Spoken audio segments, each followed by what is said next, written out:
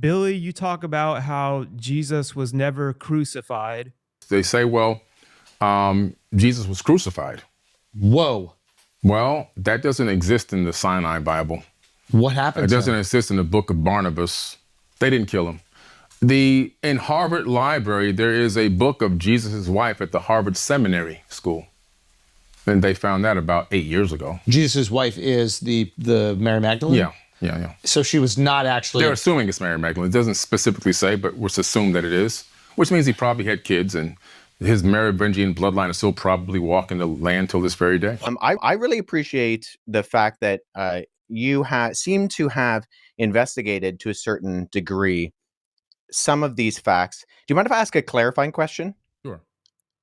When you say the Sinai Bible, what are you referring to specifically?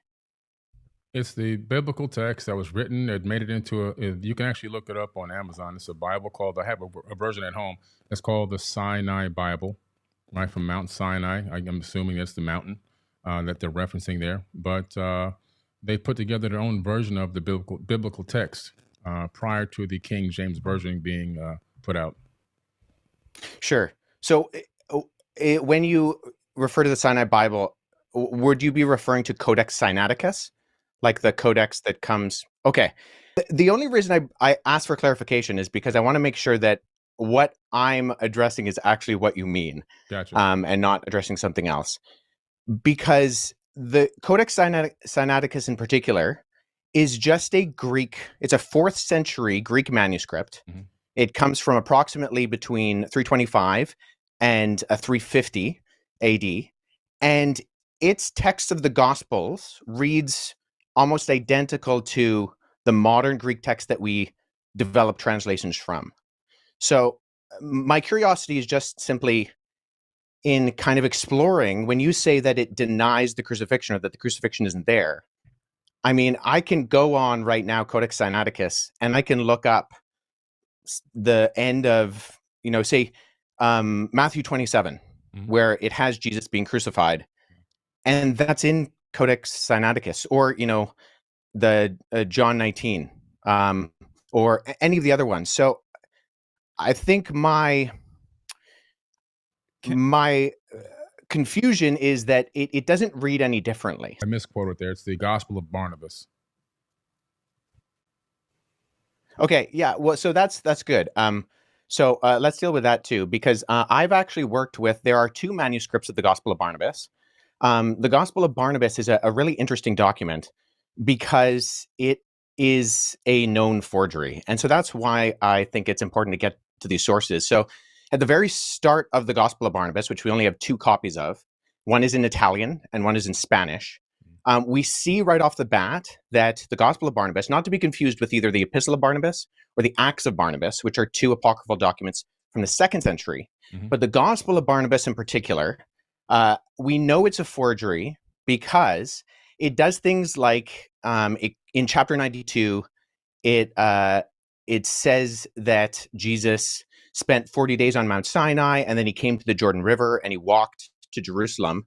But Mount Sinai is more than a week's journey away from Jerusalem, and neither Mount Sinai nor Jerusalem are close to the Jordan River. So never mind there not being a route from the Jordan River to around Mount Sinai or going to Jerusalem. But there are internal problems with the Gospel of Barnabas, which indicate that it shows no actual indication of evidence of coming from or even having knowledge of 1st century Jewish understanding. It actually says Jesus is the Christ, but not the Messiah, which indicates that whoever the author is, he didn't know that those were the same words. And I think a bigger problem is that the Gospel of Barnabas actually paraphrases Dante's Inferno, which was written in 1314. So there's a lot of internal evidences that disqualify the Gospel of Barnabas, never mind the fact that we don't have any evidence of it prior to the 14th century, mm-hmm. and none in any other language other than Middle Age Italian Italian and Spanish. But the internal content of the Gospel of Barnabas disqualifies it from being ancient. And then the fact that it's doing things like paraphrasing Dante, or it also refers to a rule of the time of Jubilee, which was changed in the Middle Ages from what it was in the biblical year of Jubilee, and it goes with the Middle Ages concept, not the ancient concept. So I think what I'm getting at is, so I'm a historian. Yep. And I deal with sources. So when I'm looking at sources, I want to make sure that I have a methodology by which I approach any type of source. So if there is something that denies the crucifixion, I want to make sure that I'm analyzing it and that the methodology by which I analyze it actually reveals that the content can be accurately tied to the event. So if we're talking about, say, Codex Sinaiticus, that's in the 4th century. Now that is, I would agree with you, Billy, our oldest copy of the Bible in the sense of cover to cover, Genesis to Revelation copy of the Bible. Right. The problem is that we have individual copies of all 4 Gospels going back hundreds of years before Codex Sinaiticus. So I have a facsimile behind me of P66. This is a late 2nd century copy of the Gospel of John. I work with this particular manuscript. I can just show the screen right here. This is an almost complete copy of the Gospel of John. And it Is that the has the papyrus crucifixion. by any chance? Yeah, that so the word that I papyrus said? is just the what it's made out of. So material it's on. I got that from Yeah. ChatGPT, by the way. Yeah, Sorry, so guys. I'm just I trying can to sound actually- smart for a second. I have that papyrus at home. Oh, that's Yeah. Well, yeah, so I'll show you this. So the documents you actually see on my bookshelf behind me are facsimile papyri that I've made. So when I was in Egypt last summer, I went and I got made for me some papyrus sheets. And so I take these papyrus sheets, which are made from the papyrus plant. And then when I go and I look at actual manuscripts, so I was at the University of Philadelphia last summer, and I went and I saw a document called P1, which is a 3rd century fragment of the beginning of the Gospel of Matthew. And so what I did is I sat down with that original and I produced a facsimile. So I copied the text. First of all, I cut it out with an X-Acto knife in not the original 3rd century one on my papyrus. I cut out with an X-Acto knife this guy, and then I copied the text transcriptionally on the front and the back. So papyrus is just simply, it's what it's made out of. Yeah.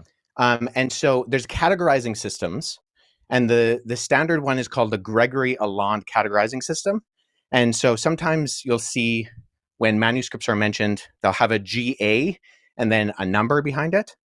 If it's made of papyrus, you simply abbreviate the word papyrus to P, and then you have the numbering system. Mm-hmm. So P66, what I showed you earlier, that's this on the categorizing system. It's the 66th manuscript that was put into the system. It's from the Gospel of John. I also have, P46 and P47 on my shelf, which includes all 4 Gospels and Acts from the 2nd and 3rd centuries. So the only hesitation I have with what you said, Billy, is that we have single copies of the Gospels that can be dated to the 2nd century that all do have the crucifixion. And so if we're relying on something like the Gospel of Barnabas, which is not just like, it's not that there's debate about it, it's that it's a known forgery. I mean, no one's referring to the Gospel of Barnabas as anything other than... If you say it's a known forgery, yes, but I'm going to go with that. Let's talk about the Old Testament a little bit and leading up into the New. Well, hold on, because do you mind if I address the Gospel of Jesus' wife? Sure, go ahead. What was her name? Yeah, I'm like trying to write notes like I know what I'm doing, but I'm just curious. So the Gospel of Jesus' wife doesn't actually mention. So oftentimes what happens is that the text of the Gospel of Jesus' wife is kind of paralleled with the Gospel of Philip, which mentions that that Jesus would kiss Mary Magdalene on the mouth. And so those are kind of used in parallel to kind of for this argument that Jesus was married. So the Gospel of Jesus' wife is in the Harvard Library. However, the reason we know it's also not legitimate is because even though the manuscript, the papyrus that it's on, was carbon dated to the 4th century, the text was actually copied from a PDF version of the Gospel of Thomas known as Grandin's Interlinear. And there was a mistake in the Coptic text of Grandin's Interlinear that was copied into the Gospel of Jesus' wife. So we know that this is not a legitimate document, even though the papyrus is ancient, and this happens a lot with forgeries. I have a couple of friends who have actually worked on projects that have revealed forgeries within Dead Sea Scroll manuscripts and within other ancient Christian papyri.